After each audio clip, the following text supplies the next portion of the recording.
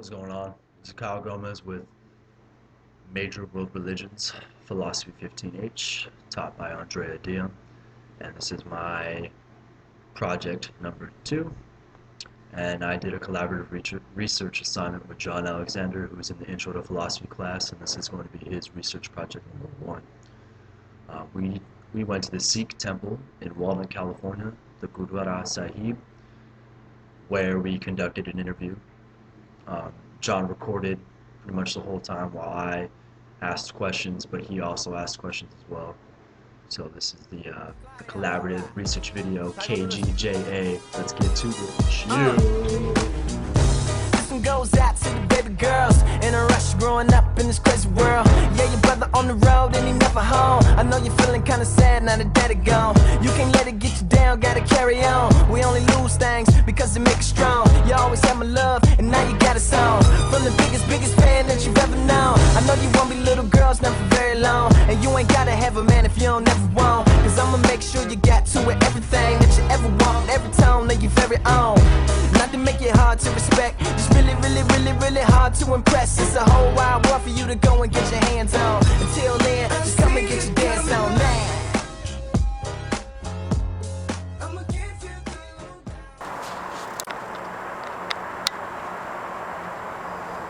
We are not sure at all of how to put these on. No, definitely not. So Here at the Sikh temple.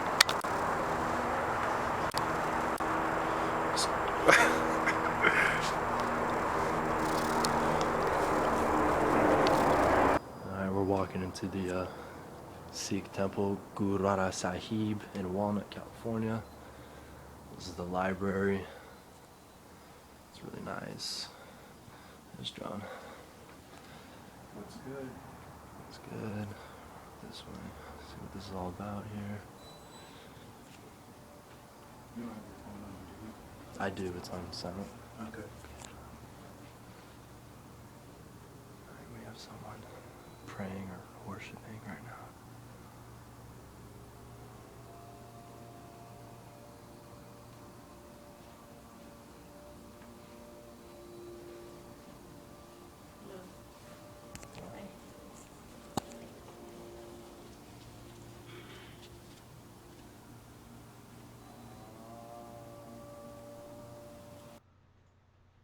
So at this point in our adventure to the Sikh temple, we were required to take off our shoes, put turbans or something covering our head, and we walked in, and if you can hear the slight humming of the priest or the guy who was leading the prayer, you can see there's the woman praying while he was humming. And on the left-hand side, you could actually see one of our people that we interviewed. His name is G. This is prior to us asking if he can if he can show us around and tell us more about the Sikh temple. But when we got there, after he was done with his humming and they were done praying, he called us over. The priest did. He didn't speak any English, and he gave us this almost like clayish, gooey food that we were supposed to eat. It was tradition, and we didn't know what it was, so we asked G, and Mandy was his wife that was there, but they refused to be seen on camera, but we recorded it to where we can hear what every they were morning saying. it's made and Go ahead. no, Go ahead and don't just- take Okay. off pictures. Oh, okay. I'll listen to you. All right, yeah. So this is kind of like an offering that's given to the priest. And it's made every day or every hour whenever it gets over and they make it fresh. It's made with flour and clarified butter. It's called ghee. Clarified butter, sugar, wheat flour, whole wheat flour, Okay. and water.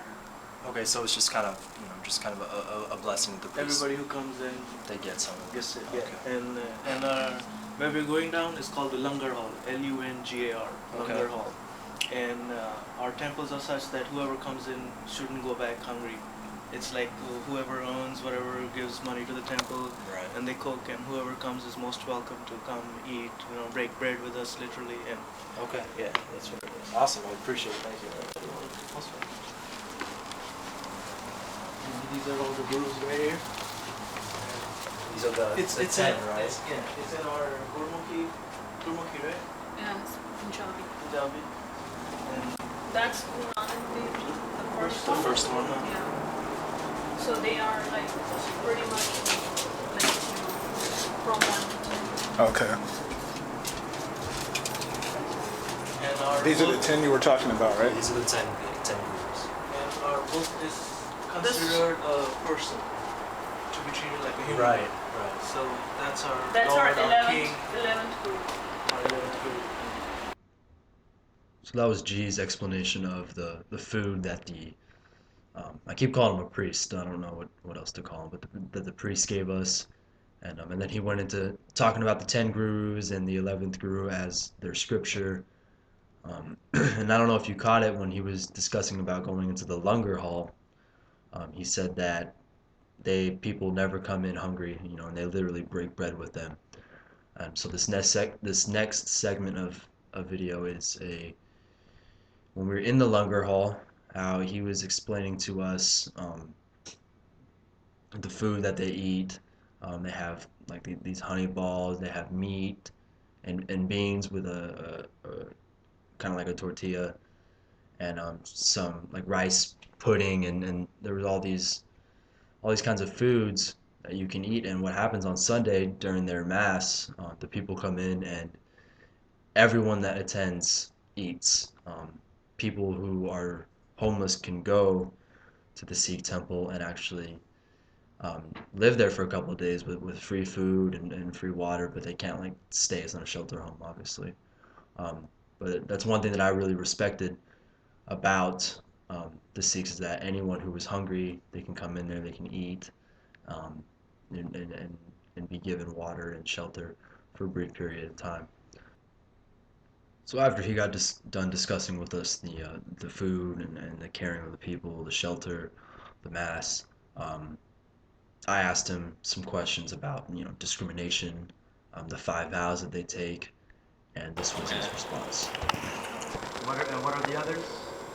Here, Oh, the hair, that's right. And then a special undergarment. Okay. And you're supposed to have hair. and then also Hara. at home, like, Oh, that's right. That's right. yeah, that's what I was wondering. What was the fifth one? So obviously you're... Instagram. I'm mortified. I had hair till I was in 12th grade. Oh, or really? second year of college. So what made you, I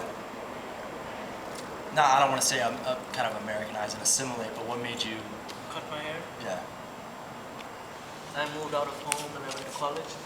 And at college it was too hard. Like, washing my hair, it was like yellow, and wearing a turban and all that. Right. And doing the laundry and turban and starching it. And turbans are like long. Okay. All over. Okay. 5 feet at least long. Oh, wow. And then you have to tie it. In college, it was hard keeping up. Have you ever experienced, because a lot of people mistake Sikhs as the Islamic Yeah. radicals, you know what I mean, as terrorists. Have you ever experienced a lot of discrimination? Yeah, like once with relatives who had beards and stuff, but my cousin, his hair's cut too, but he keeps a beard. Okay. And they were like, hey, you got to at least Right, because we have a Sikh professor at our school, and he's very well respected. And do you know what he teaches? I'm not sure. I know who you're talking about, though. but I've seen him. he's a very well respected man out there, and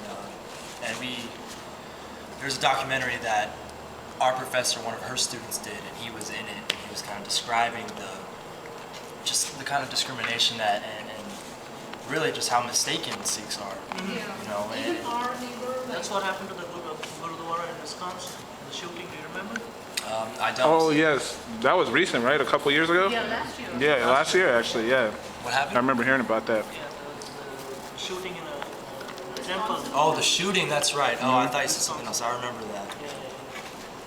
And Yeah, that the was guy just came in and was just out of the started. blue Yeah. on a Sunday, and the Sundays is the day when everybody comes to the temple. Wow. And he thought they were Muslim, right? Wasn't it mistaken? Like, I don't think he Yeah, meant to go after he the didn't. Sikhs. He didn't understand that they were Sikh. They weren't. And even when something else happened, after 9/11, there was a lot of Sikhs. But just because people are Yeah, arrogant, mistaken identity things. just arrogance. They don't know about it. Sometimes people, like, wherever I work or go or meet people, they're like, oh, India, oh, you're right there next to Iraq or something. Like, yeah, maybe like 2-3 countries away. There's a lot of misinformed people out Yeah, there. they are. Very arrogant as well. I agree. Obviously, you have your people who are more practitioners of certain faith or anything, but would you say that a lot of the youth or a lot of the people that are Sikhs, do they kind of conduct themselves a certain way usually in terms of behavior, in terms of, like, can you see how their faith helps them to live a better life, like on a daily basis? Yeah, I think, yeah, it keeps you closer together. Yeah. Just connecting spiritually and Spiritually, and even like, even our parents tell us, whatever, you're just more close knit, stuff like that. Yeah, I would say that. Yes. I like how they have like a food service or something like this, like a little Yeah, to care about trying to help take care of. It's community based. Like I think Right. that's really good. I mean, obviously you would agree, you have to kind of stay together close to your community, especially with all the things that are going on, with the state and Sikhs. and everybody's welcome there. Like, you came in, you saw it, everybody's ready to help you, talk to you. Right. Even the priest told you to go downstairs and have food, even though he doesn't know English or anything. Right. Yeah, I really appreciated we that, really too. appreciate it. Thank you very much. Yeah, it's pretty much like that. Very welcoming. More so than I even thought, to be honest. Yeah, because when I went to the Hindu temple, I attended a service, and I documented it and recorded it, and it wasn't near as friendly. I went to the visit. So I'm gonna have to cut this video short now. It's already at 12 minutes length. But this is basically our project, the interviews that we conducted, the questions we asked. And I think I can speak for John. He unfortunately couldn't be here to participate in this actual video, but he did a lot of things outside of it. But I can speak for him, and I say that we both respect the Sikhs and their tradition, and they're a very misunderstood group of individuals who have rich culture, and they truly are a caring group of people, and I feel that people are blatantly misinformed over them, as the shooting in the Gurdwara where the guy came in and he thought they were all Muslim terrorists, so he just started shooting and killing people.